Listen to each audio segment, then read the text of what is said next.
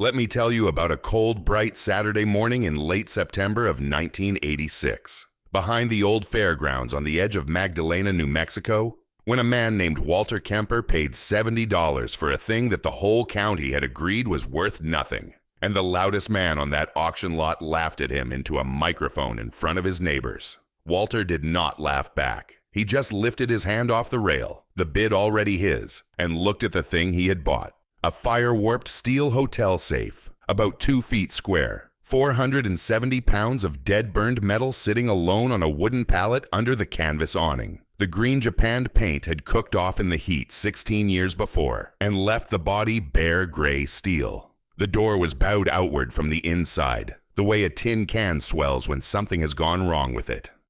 The brass dial was tarnished black-green, but it was still seated true on its spindle, and the little arrow above it still pointed where the maker had set it in 1908. It was the 27th of September, 1986, the Socorro County Surplus and Equipment Auction. The sky over the plains of San Agustin was that hard New Mexico blue you only get in the high desert in the dry season, and the dust off the bare mountains came in low gusts across the gravel lot and put a fine pale film over every truck windshield. The safe had been there for the last 4 auctions across 2 years, and it had not sold once. Nobody had wanted to touch it. They had not even wanted to bid against the floor. Walter Kemper was 73 years old. He stood 6'1", narrow now through the shoulders, the way a tall man gets when the years take an inch off him and lay it across his back instead. He had a deeply lined face, dark tanned across the cheekbones from 51 summers of working with his shop door open to the New Mexico sun, a brushy gray mustache, pale gray eyes set deep that did not move fast. He wore a chambray work shirt, faded almost to white at the shoulders, dark denim work pants held up with suspenders, and a low-crowned straw western hat that had been on his head for 10 years. Under his nails was the soft, dark gray of graphite. Walter Kemper was the last vault man left in Socorro County, and he had just paid $70 for a box every other man on that lot would have walked past for free. The man with the microphone was Wendell Marsh. Wendell ran the biggest livestock and estate auction outfit between Socorro and Dattel.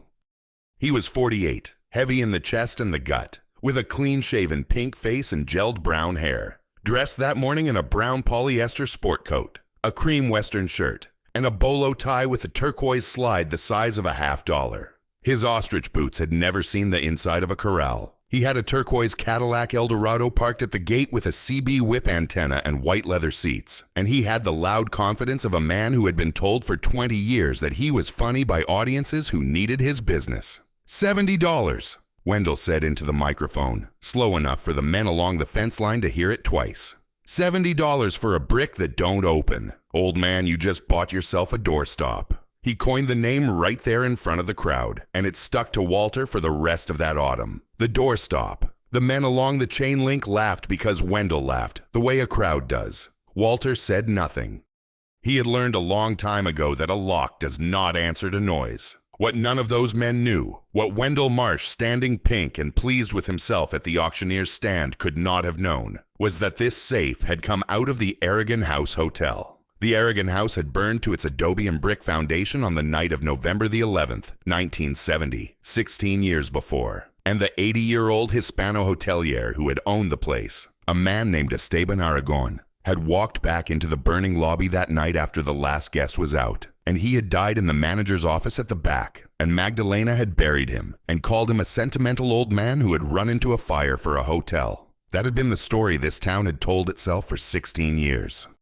What none of them knew, except for Walter, was that there was another story sealed inside the bowed door of that scorched safe, and Walter Kemper was the only man left in Socorro County who could still listen to a burned lock and hear it speak. He would open it before Monday morning, and the thing he found behind that warped door would change the way the whole town remembered a dead man. The Mosler Safe Company of Hamilton, Ohio, built thousands of small commercial floor safes between the 1880s and the 1950s for hotels, banks, jewelry stores, and railway offices across the American West. These boxes were rated to survive most ordinary fires through a layer of fire clay insulation packed between the inner and outer steel walls.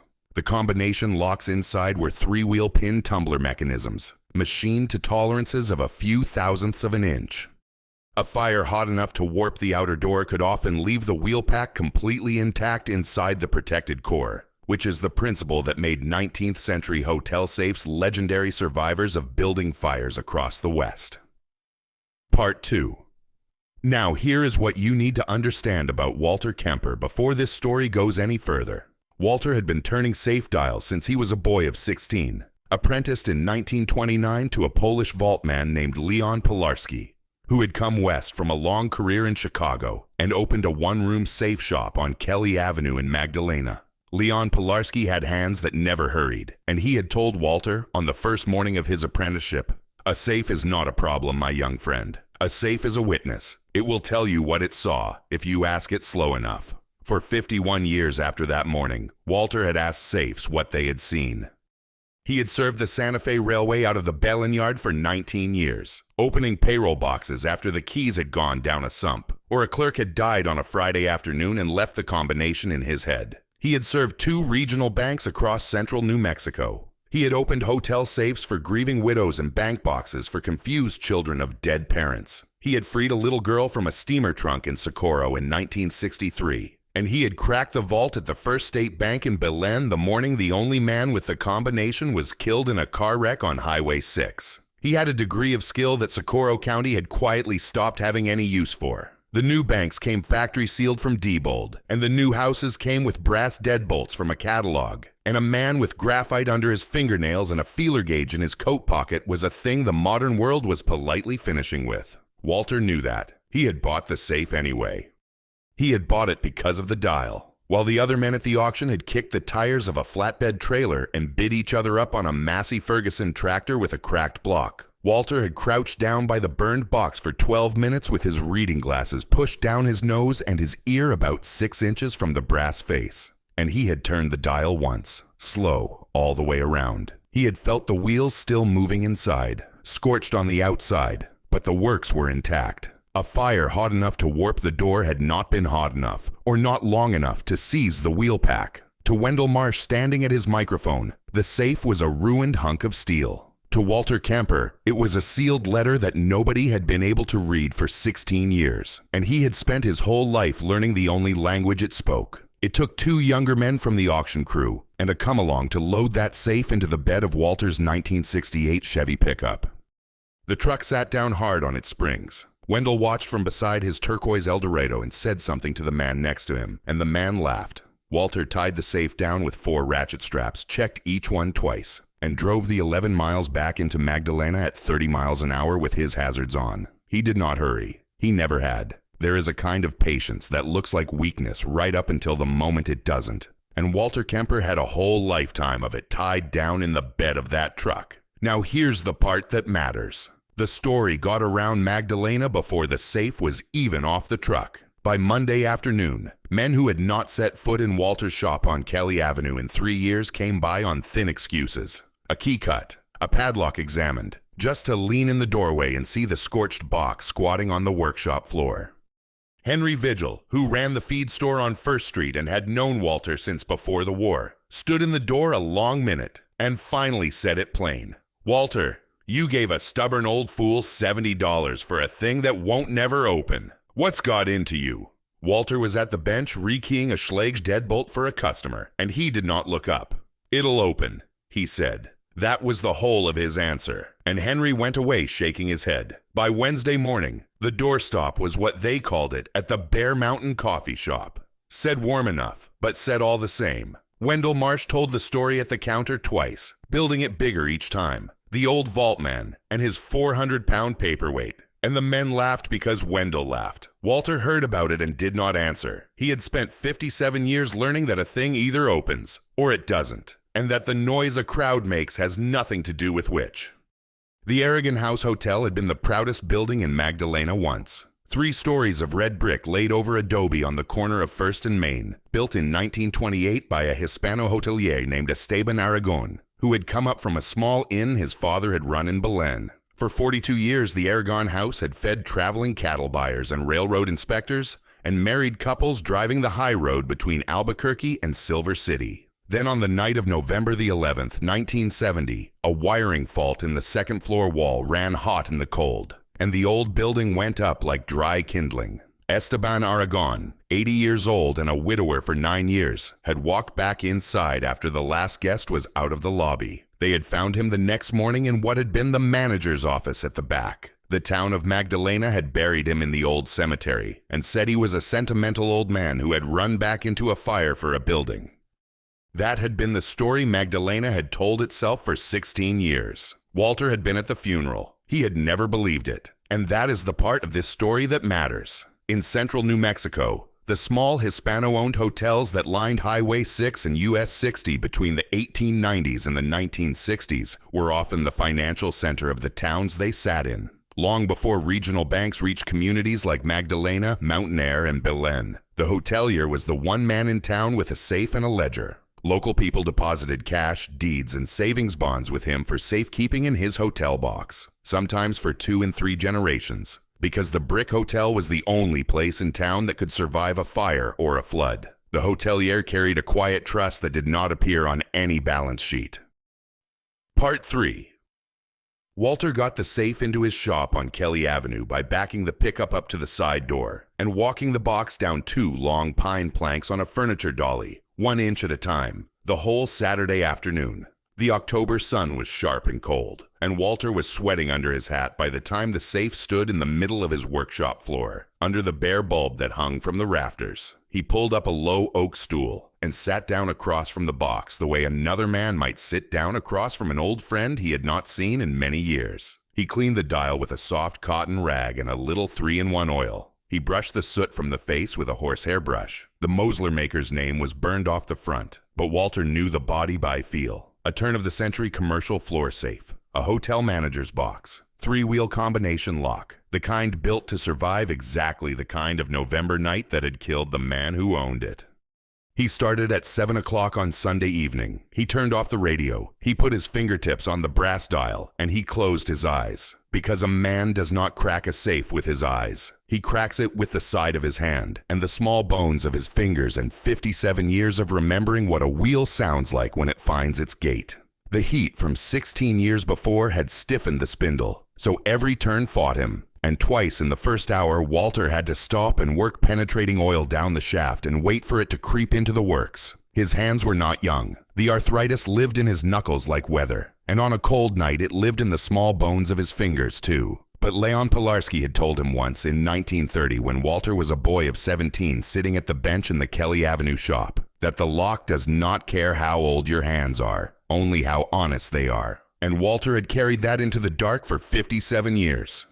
He found the first wheel at 31, a contact so faint it was less a sound than a change in the air around the dial, the smallest catch under the pad of his fingertip. Walter breathed once and held it and wrote the number on the back of an old feed store envelope in pencil. The second wheel came a little easier, near 17, at 20 minutes to 10. The third wheel fought him for almost 4 hours, because the warped door was pinching the works just enough to muddy the contact. And twice he thought the fire had beaten him after all. He stopped at midnight and made a cup of black coffee on the hot plate by the back window. He sat in the dark of the shop with the cup and looked at the box.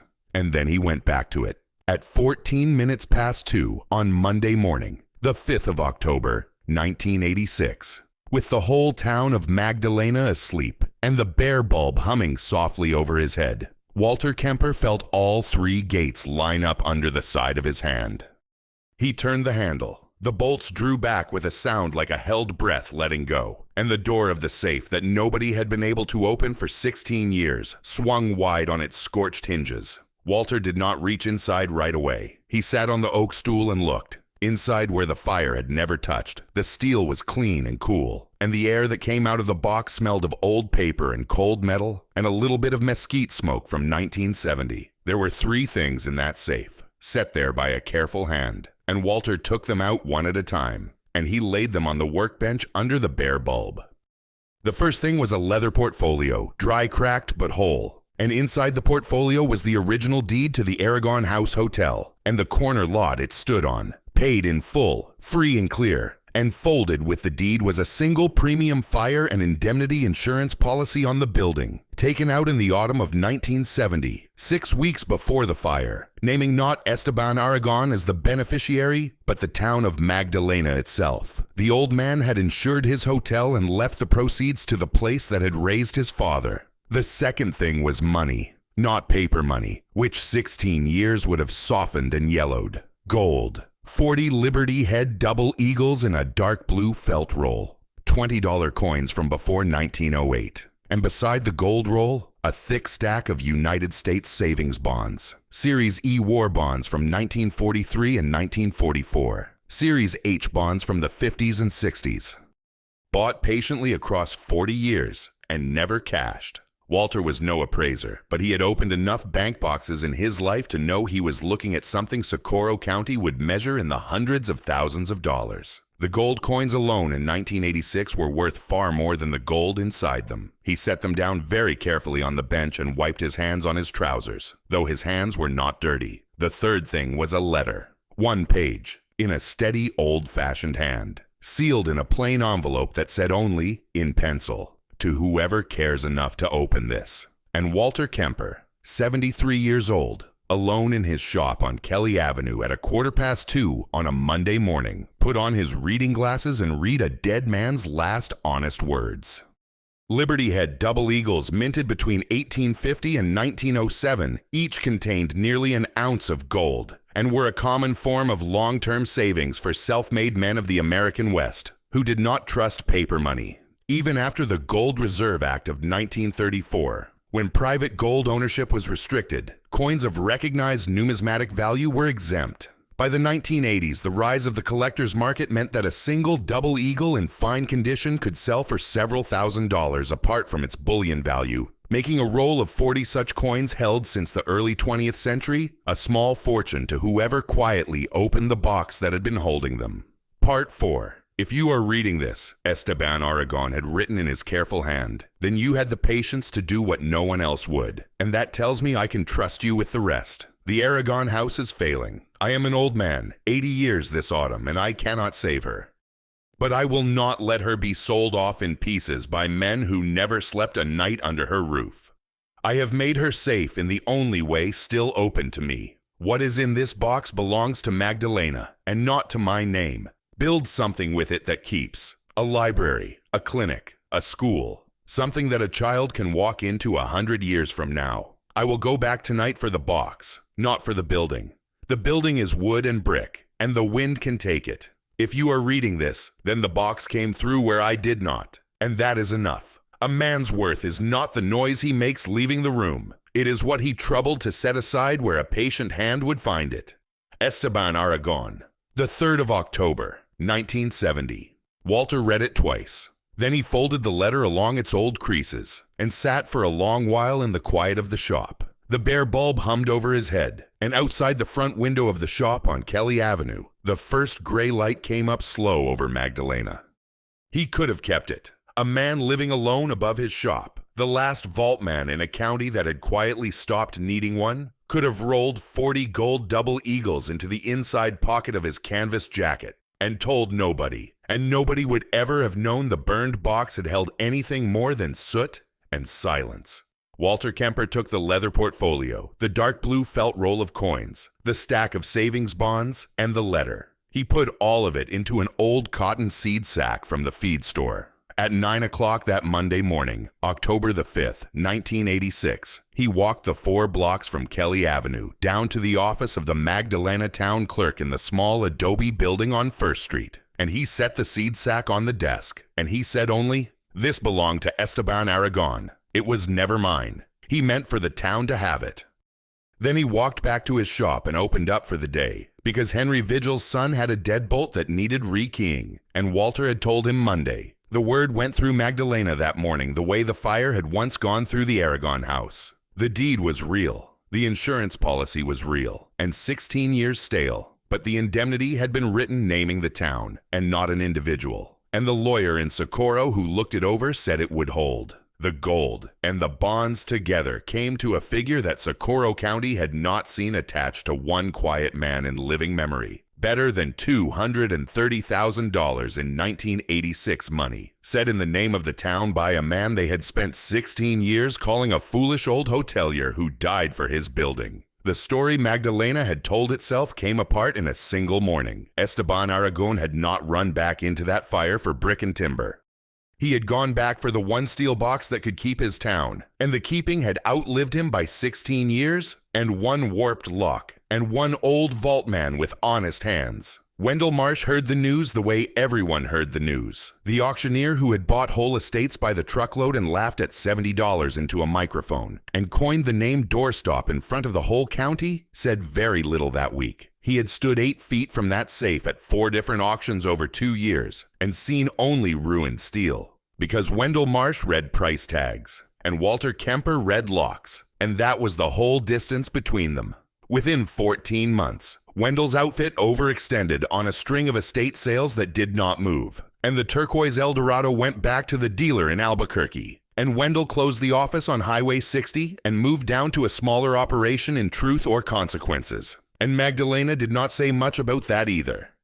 The town was busy with other things by then. They built the library with it. The Aragon branch of the Socorro County Public Library opened in the spring of 1987 on the corner lot of 1st and Main where the hotel had once stood, in red brick laid over adobe to match the old building, with Esteban Aragón's name in iron letters above the entrance. And in the small reading room at the back of the new library, behind a pane of thick glass set into a cottonwood frame, stood the fire-warped Mosler safe with its bow door still hanging open the way Walter had left it the night he read the letter. Children waiting for their mothers in the children's section came in and put their hands flat on the scorched top of the box, in the same place where Walter's hand had rested on the auction lot that cold September morning, and they asked their mothers what it was, and the mothers told them. Walter Kemper went back to his shop and went on cutting keys. He did not take a check from the town, and was not offered one, and would have been embarrassed by either. When the Socorro Defender chieftain came around wanting the story of the vault man who had cracked the safe, Walter answered 3 questions in about 14 words total, and went back to the bench. Leon Pilarski's old set of feeler gauges still hung on a nail by the workshop door. Walter kept them oiled. He was, the town of Magdalena slowly came to understand, the only man among them who had been able to hear what a dead hotelier had left inside a burned box, because he was the only one who had never stopped believing the box had anything left to say. On a warm evening late in the spring of 1987, with the light going gold over First Street, and the swallows working the eaves of the new library down the block, Walter Kemper walked the 4 blocks down from Kelly Avenue to look at the safe behind its glass one more time.